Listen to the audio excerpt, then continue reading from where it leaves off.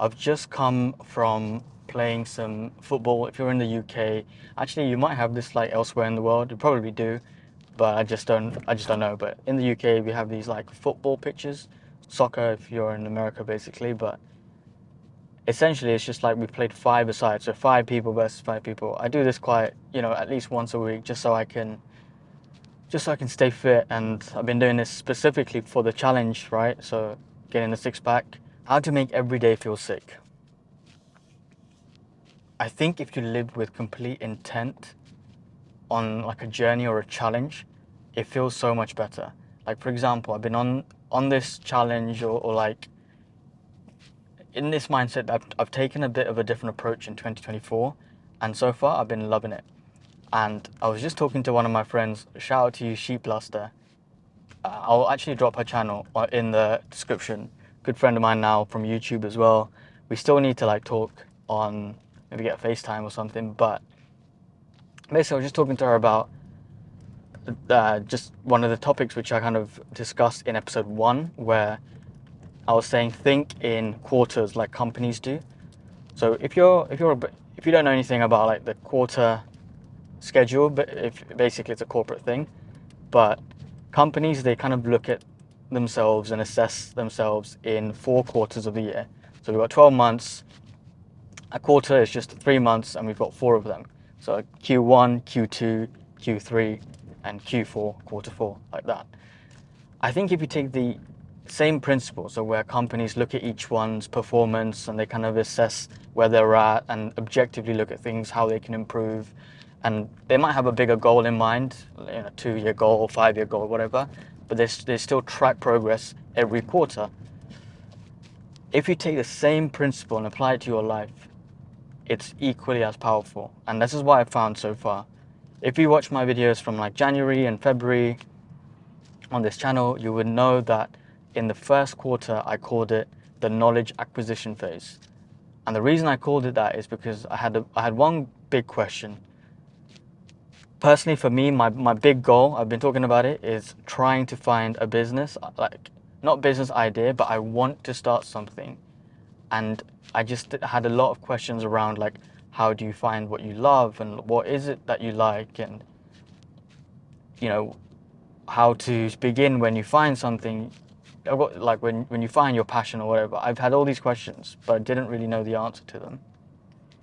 So I dedicated an entire quarter just to learn about these questions and understand these questions.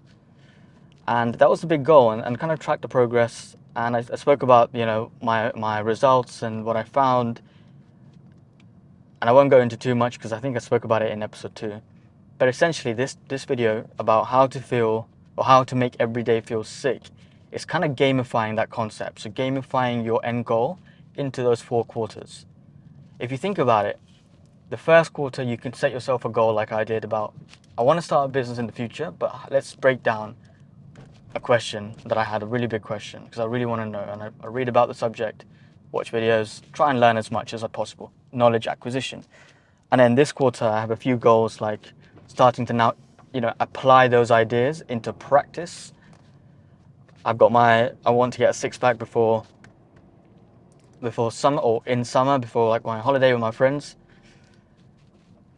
And there are loads of goals I spoke about, but essentially this is kind of a different phase of that.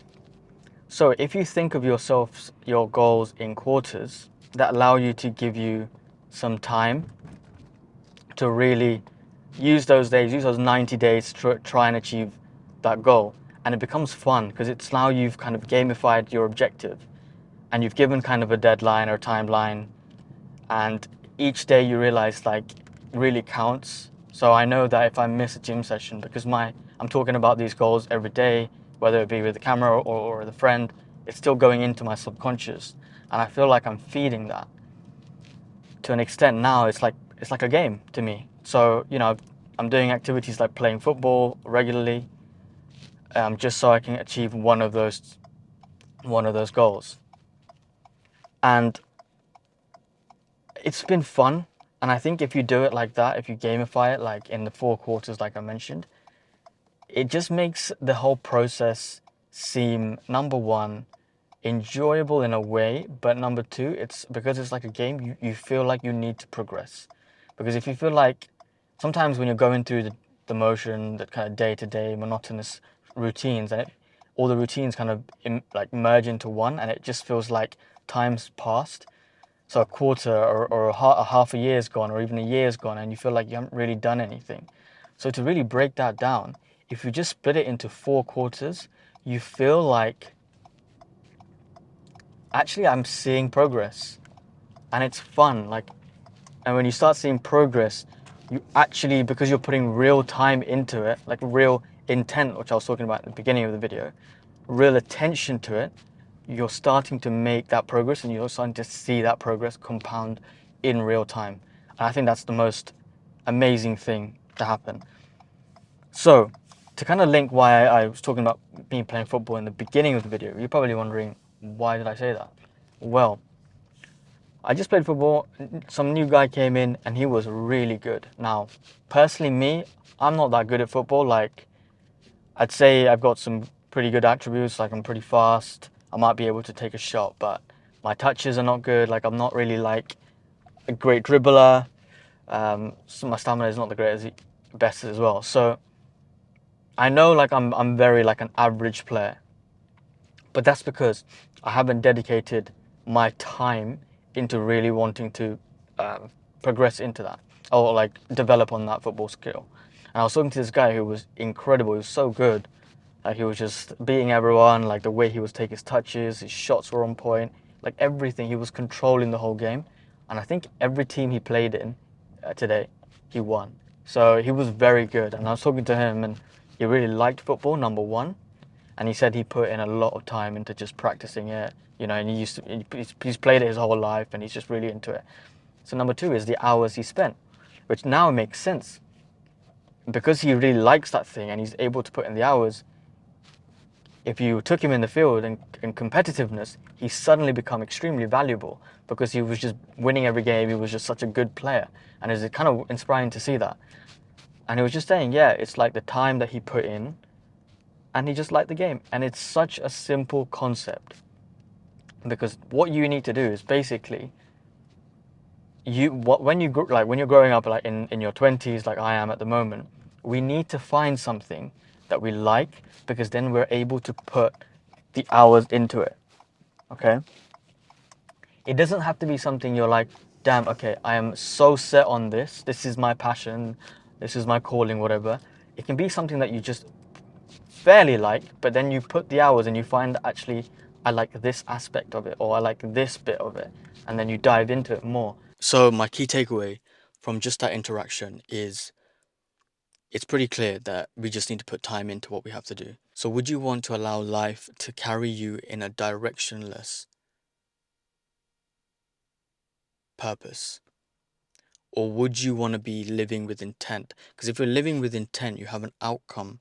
All right, whatever you choose that outcome. But just make sure that you have a goal, you have a few goals, you have things that you want to experience, or you have things that you want to develop and grow on. Once you've identified them, you can break them down into those quarters. So you give yourself time. And trust me, 3 months of the year flew by so quickly. And I feel like I've probably been the most mindful and consistent with certain things than I have before.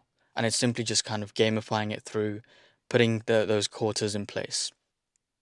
And then once you understand that, time is of the essence, basically. So time is like so crucial to the way you develop, because you're essentially just you're investing so much of your effort, your attention, and your time into something. That's how it grows.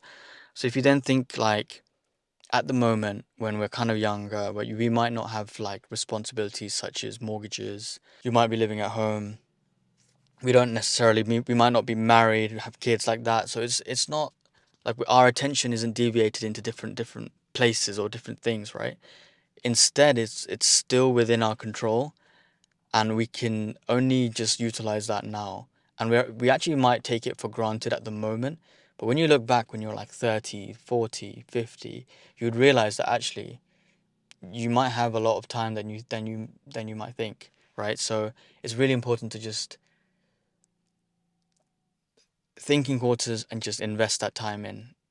And honestly, like it just kind of makes me feel urgent about things. So I feel like, cool, I got to get this done. And by the end of the week, I feel like I'm productive. But then Saturday and Sunday, I feel like I still need to wake up, right? Normally, yeah, this is what I'd do. I'd wake up at like 11 a.m. I'd wake up at like 10, 11 a.m. like on a weekend because it's just a weekend, like you label it. But then now I realize, you know what, it's just all obviously it's just an illusion. There's no such thing as the weekend, right? We just call it that. It's just another day. So it just becomes equally important. And now I'm actually waking up 7 a.m., 7:30 a.m. every single day, right? Regardless of whether it's be a work week or not, because why can I wake up at 6 a.m. or 7 a.m.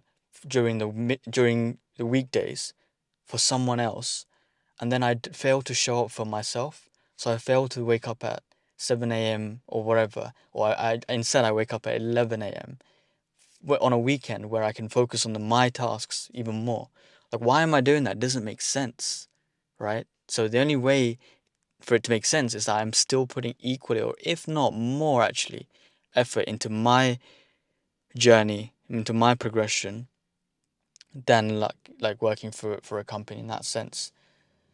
Of course, you keep doing what you're doing. You have to get money. You have to like survive or whatever. But you should if you're serious about this, you should equally put that invest that time, and every day will start to feel fun. Good luck.